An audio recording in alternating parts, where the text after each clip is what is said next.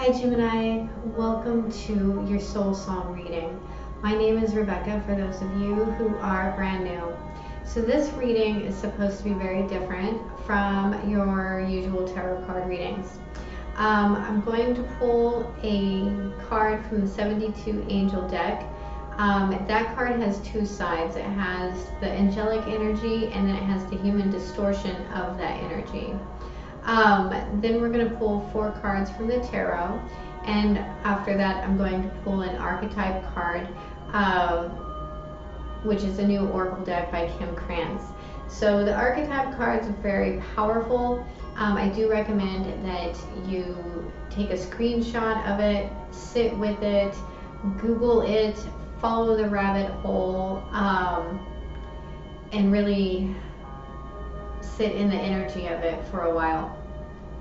So yeah, if you have any questions or comments, please feel free to hit the description box below, and let's go ahead and get into it.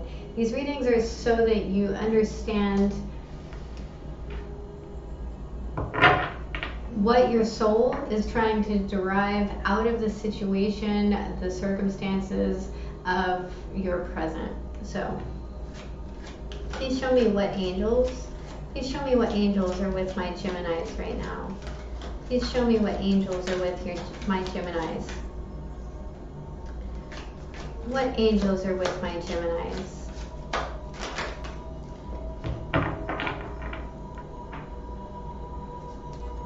So you get number 72.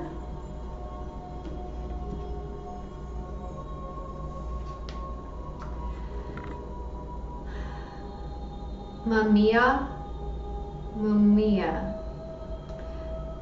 Rebirth. This is the angelic side, by the way. Rebirth sows the seeds of new life, understands the law of reincarnation, announces the end of one cycle and the beginning of the new. Brings to an end, helps terminate what has been started. Concrete realizations, materialization, concerns medicine and health, terminal phase in which the seed of renewal is found, accompanying the dying, great experience of life, opening of consciousness. The human distortions, suicide, unconscious death, despair, dead end, depression, blocked horizon. Repudiates one's own existence, negative influence, bad health, handicap, collapse, ruin, loss of employment, of one's spouse, of friends, etc. Goes from one experience to the next without understanding, seeks to convince, goes against the natural order, forces materialization, lacks openness. So here are some dates that may resonate with you. We have March 16th to March 20th, June 2nd, August 16th, October 29th, January 8th, and March 20th.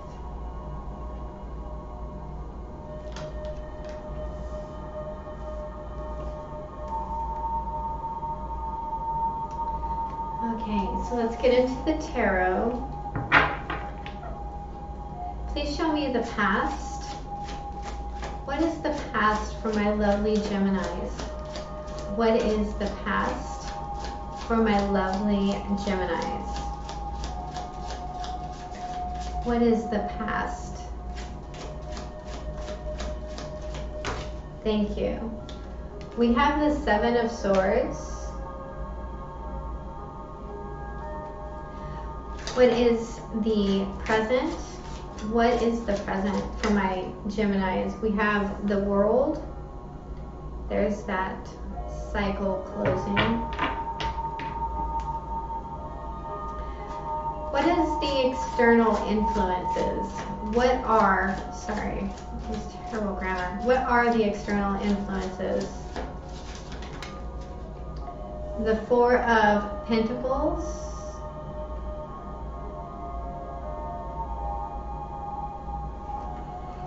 And what is the guidance from the divinity?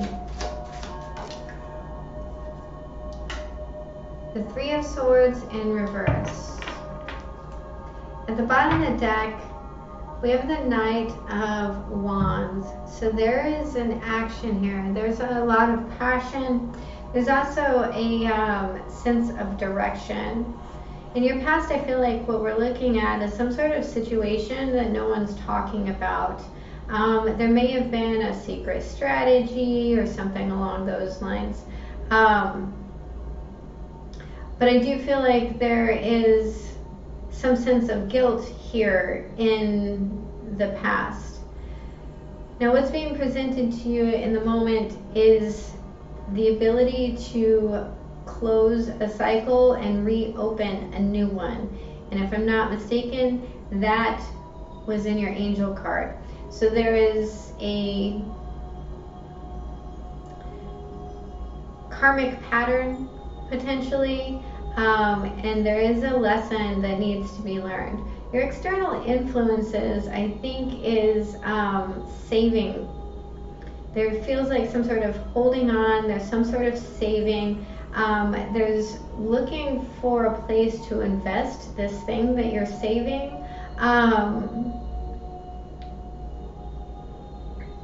But I don't think that you know exactly what you want to do with that. You may be wanting to invest in something that you're very passionate in. But you need to look at the energy and the longevity of something. And your guidance from the divinity is overcoming heartache. So let's get some clarification here. Please clarify the Seven of Swords, the Five of Wands. Please clarify. The Moon in reverse. Okay, and the Hanged Man. So again, now we have two major arcana here. The Moon in reverse and the Hanged Man. So there is, at the bottom of the deck is the Three of Pentacles. Now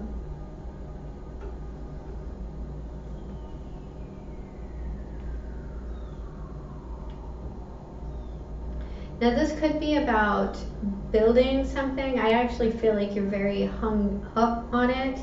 I also feel like whatever this is, it has already come to light. It's already caused the conflict. But there is a sense of being stuck in this past moment of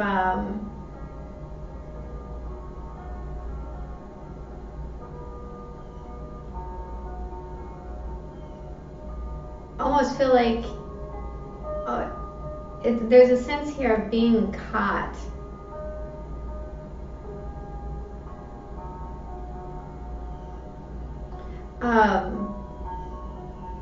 With the Hanged Man, this is always about transformative vision, but again, this is not something that you can consciously decide to do. A certain set of events has to take place so that you can have enough information to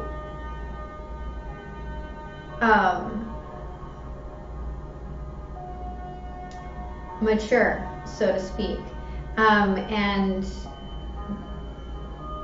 this is almost more of an instinctual thing. This talks about divine timing. The Hanged Man also talks about sacrifice. And potentially what you sacrificed may have been what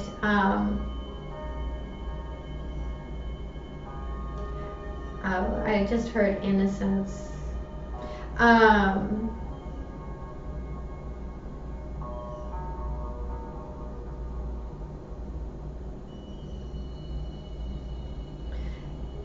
There may have been some sort of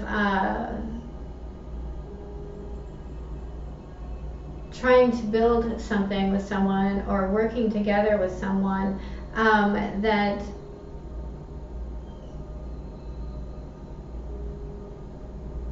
is where that sacrifice took place. So let's look at the World card. Please clarify the world. Please clarify the world. What is the present? So this could even be as simple as travel. We have the Eight of Cups.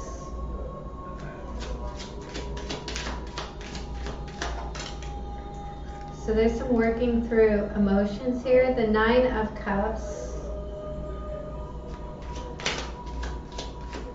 We have one more. Thank you. And the Death card.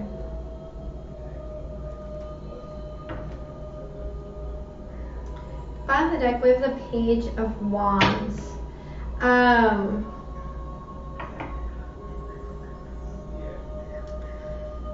Something here is coming to full circle and is stimulating this transformation. Now, it could be like this flirty message.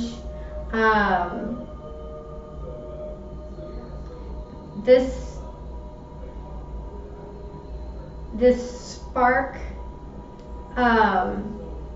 whatever this was, is you walked away from 8 cups and now you're at the 9 of cups, and the 9 of cups has a lot to do with ego and wish, but right after that is the Death card, and this is a lot of water. So this is a an emotional death.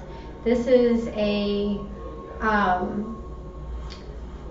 I feel like a rebirth of new emotion, not just a rebirth, but an ending of old emotions and a rebirth of new emotions, and maybe even particularly passion towards something. So let's look at the external factors. What is the Four of Pentacles? Please clarify the Four of Pentacles. Please clarify the Four of Pentacles. Thank you. We have the Nine of Pentacles. And I'm going to turn up the music just a little bit.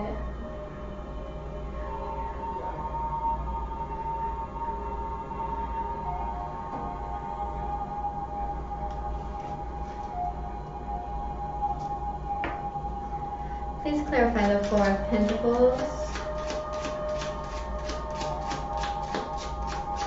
Clarify the Four of Pentacles. What are the external factors? Thank you. We have the King of Pentacles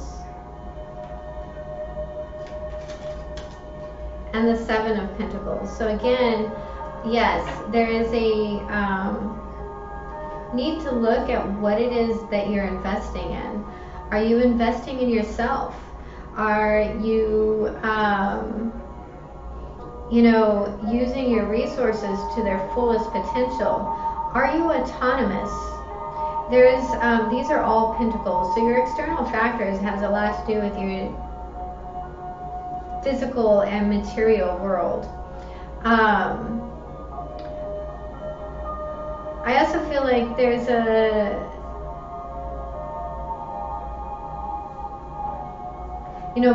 money and the house that you live in and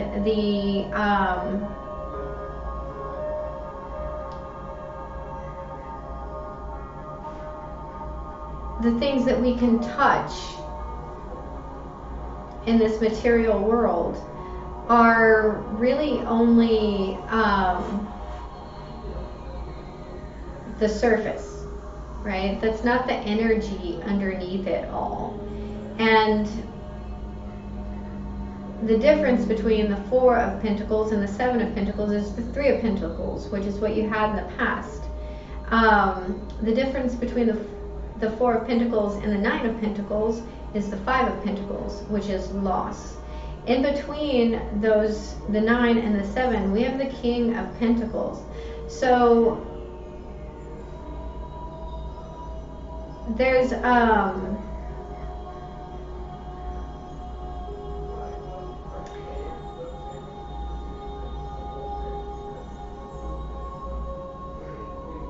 this movement, there's this travel, I feel like.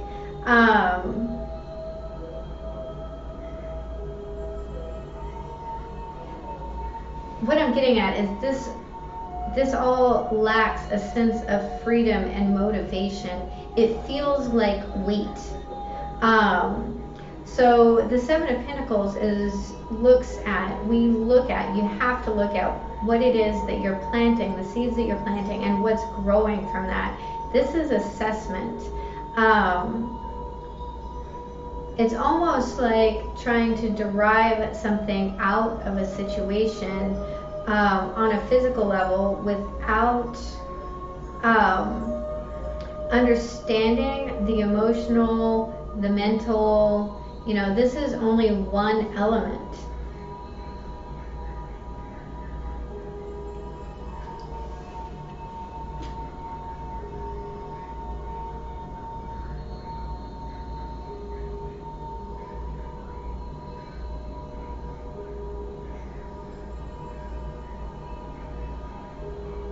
I'm feeling a lot of, there's like a little fear here.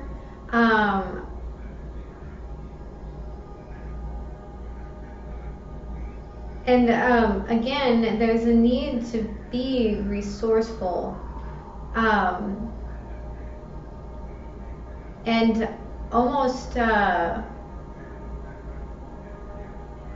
this is almost like hanging on to like a father figure when you don't need that you should be on your own.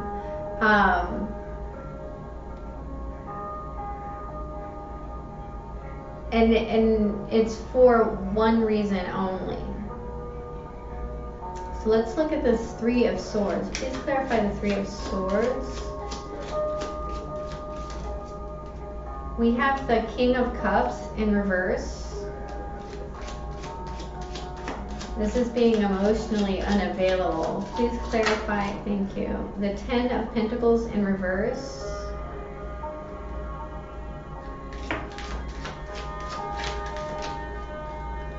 And the Queen of Wands in the upright.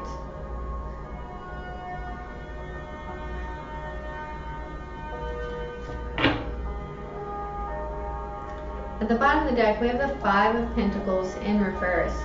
So there is a sense of overcoming some loss here.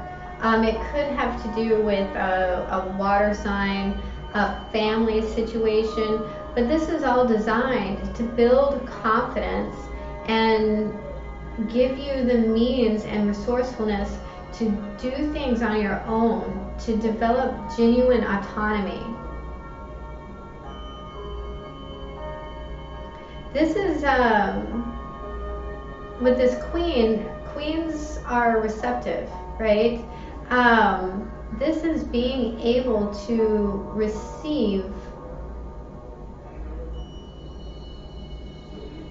in a gracious, grateful way, in a charismatic and beautiful and knowing way. This is an owl, the Queen of Wands. And owls are, or maybe it's not an owl. It looks like an owl to me, but owls are messengers from spirit.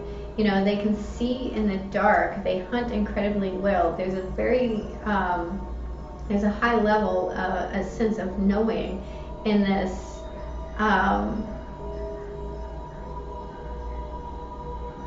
queen, of being able to overcome different things.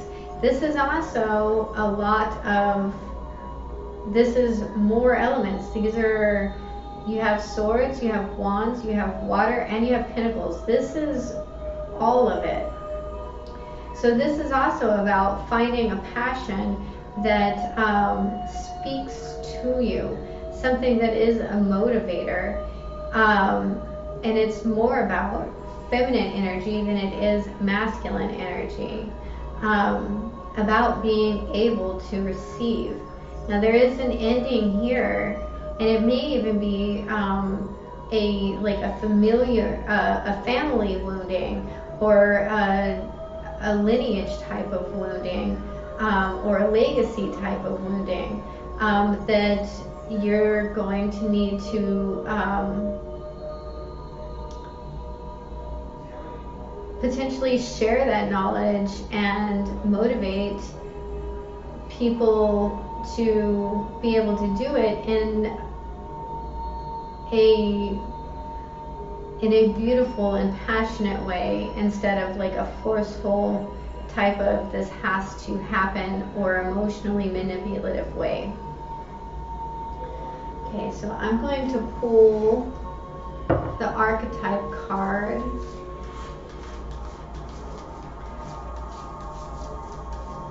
What is the archetype energy with our Geminis? What is it that they need to hear?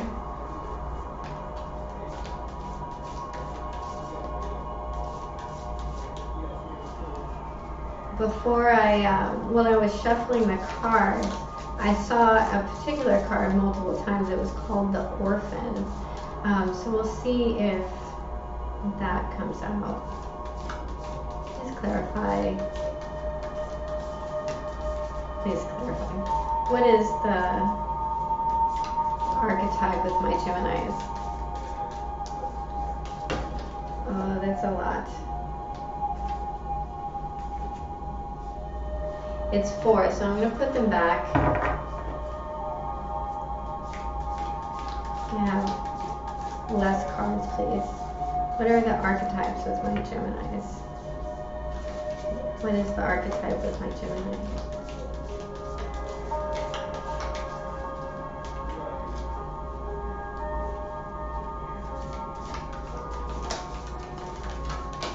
These cards are so big and hard to shuffle. I love them though. What is the archetype with my Geminis? What is the energy with them? What is the energy with them?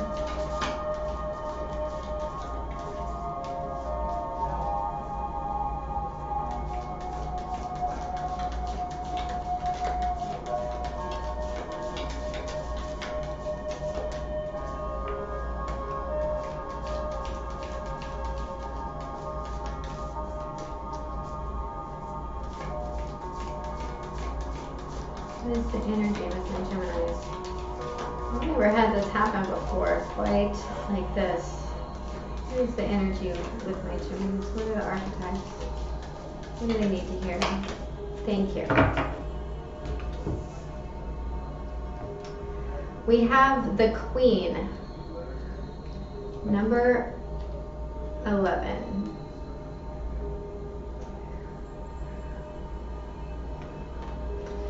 So I'll hold it up a little longer so you can take a screenshot if you want.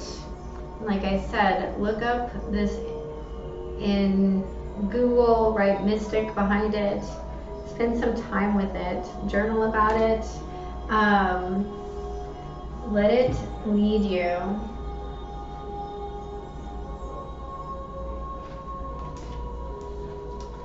The Queen, the Empress, the Mother Queen, the Sovereign. Like her counterpart, the King, the Queen has a dualistic nature. Either she presides over the realm with grace and eloquence that comes from the heavens to uplift the spirit of others, or she falls into petty, contemptuous moods, casting a shadow across the land. If the King is the ego, the Queen is the expression of that ego in the world. She is the lotus bloom, the dancer's bow, the moon's radiant reflection. When the Queen is seated in her rightful and righteous place, she is patient and forgiving. She waits for the grace of God and Goddess to move through her, striving and grasping for nothing. To be the benevolent leader, to embody the Queen, is to settle into deep trust, resolve, and power. The royal Queen fears nothing, for divinity itself cradles her heart. The Queen does not accept the hand of a prince, but claims the throne, knowing the king draws near. She is a magnet for the fully embodied masculine and entertains nothing less. When light, the embodiment of grace, courage, resolve, stillness. When dark, vain, wrathful, self-righteous, demanding. Go Deeper, Nikki Giovanni's Ego Tripping. Nina Simone singing Stars at the 76 Montreux Jazz Festival. Read Cleopatra's monologue in Shakespeare's Antony and Cleopatra, Act 5, Scene 2. Then read about Inanna, Terra, and Hera. That, my Geminis, is your soul song reading. I do hope it was helpful. If it was, please hit the like and subscribe button. And remember, have a beautiful day. I love you. Bye-bye.